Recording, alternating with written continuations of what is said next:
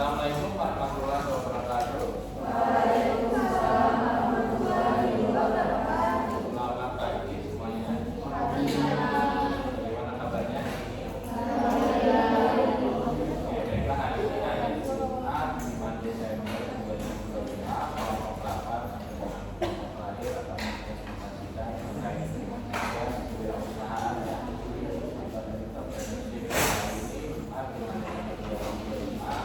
kelompok 8 yang terdiri dari A1 yang Toraja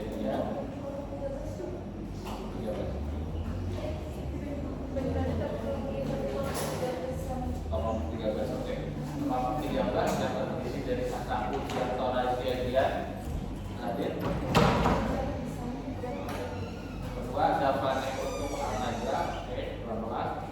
Namira Safa, Najwa Aulia, dan yang terakhir Nurlaini Maulida. Kelompok 13 akan mempresentasikan terkait dengan judul membangun merek yang kuat, menjelajahi cara-cara untuk membangun merek yang kuat dan meningkatkan kesadaran. Oke, sebelum kelompok 13 presentasi, kita berdoa kepada dan dosen masing-masing berdoa dulu.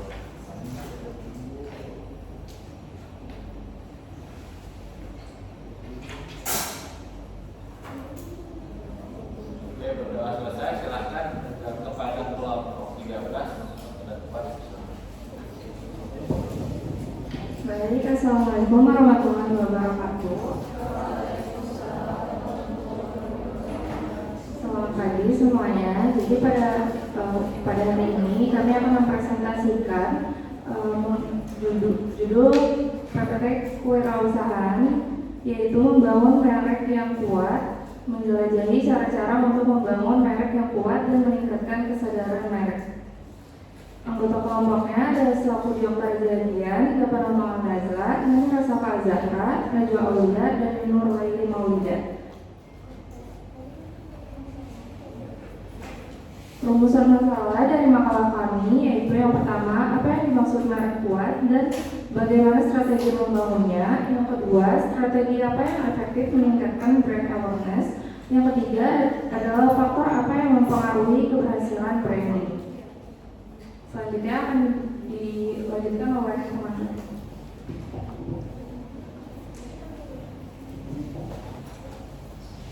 Lalu selanjutnya ada konsep dasar merek.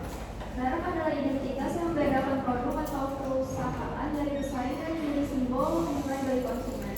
Selain memberi identitas, merek berperan dalam diferensiasi di pasar yang kompetitif. Diferensiasi membuat merek unik dan memberikan alasan bagi konsumen untuk memilihnya dibanding merek lain. Merek juga membangun nilai produk dan kepercayaan konsumen. Nilai tidak hanya ditentukan oleh kualitas fisik, tetapi juga reputasi, kredibilitas merek. Lalu selanjutnya ada indikator penguatan merek. Identitas merek ini adalah dibangun melalui elemen visual dan verbal. Logo yang mudah diingat, warna yang khas, dan tagline yang menggambarkan nilai perusahaan membuat merek semakin kuat. Lalu konsistensi penyajian identitas di seluruh media seperti kemasan, media sosial, iklan, dan layanan sangat penting untuk menjaga persepsi konsumen.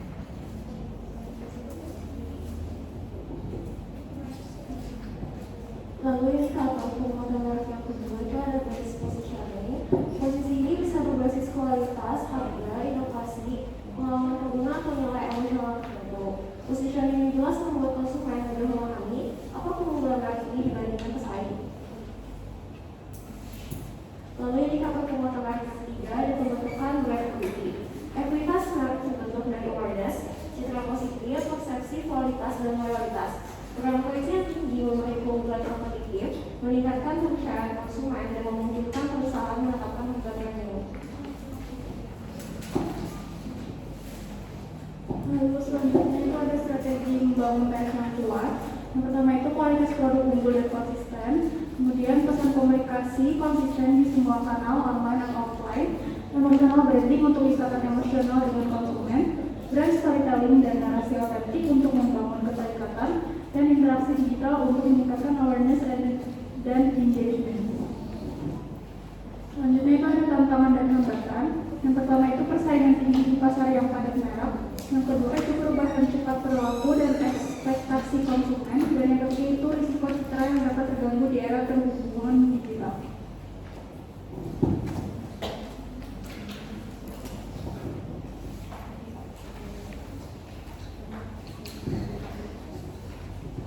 Selanjutnya, evaluasi keberhasilan branding. Yang pertama itu ada awareness atau kesadaran merek. Seberapa banyak konsumen mengenali atau mengingat merek, baik secara spontan maupun dengan bantuan. Yang kedua, engagement atau keterlibatan konsumen dengan merek melalui interaksi, like, komentar, share, kunjungan, atau retensi di situs atau media sosial. Yang ketiga ada loyalitas, yaitu komitmen konsumen untuk terus memilih merek, membeli ulang, atau merasa nyaman menggunakan merek tersebut. Yang terakhir adalah brand equity atau ekuitas merek, yaitu nilai merek secara keseluruhan yang tercermin dari persepsi positif, kepercayaan, citra, dan preferensi terhadap merek dibanding alternatif. Baik, sekian dari presentasi dari kelompok kami. Apakah ada pertanyaan? Oke, silakan kalau ada pertanyaan.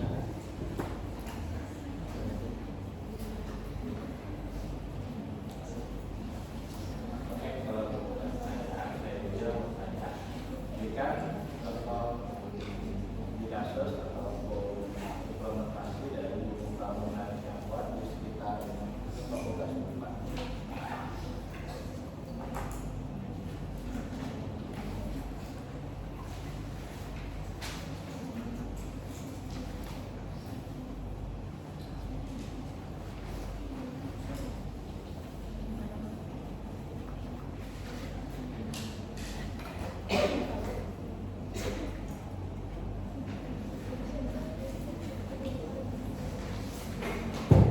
Baik, selagi berdiskusi, apakah ada yang ingin ditanyakan kembali?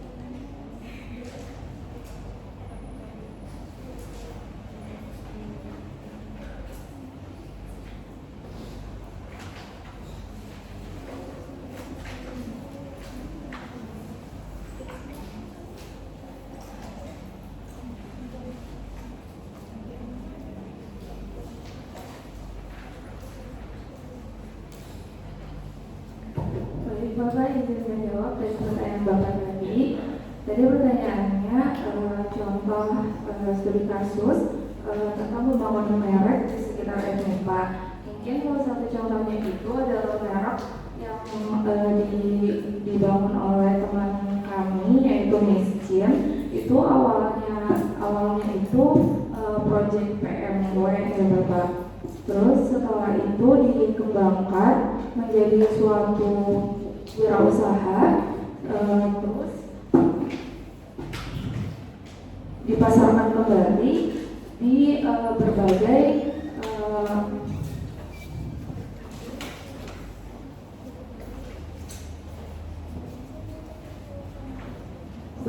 tenan dan di media sosial. Terus strategi pembangunan merek mereka itu yang pertama ada identitas merek berbasis akademik. Terus yang kedua itu nilai utama merek. Yang ketiga itu adalah keterlibatan mahasiswa dalam membangun merek tersebut. Selanjutnya adalah promosi digital bertema sains. Mungkin itu Bapak. Terima kasih. Mungkin dari teman-teman sekalian, apakah ada lagi yang ingin ditanyakan?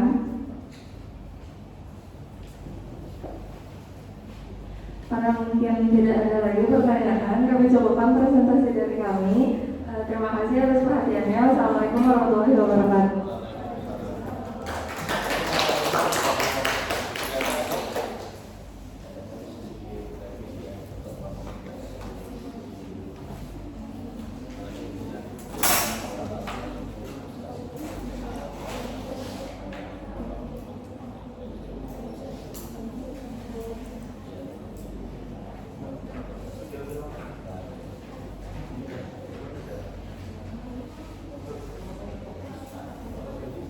Oke, silakan.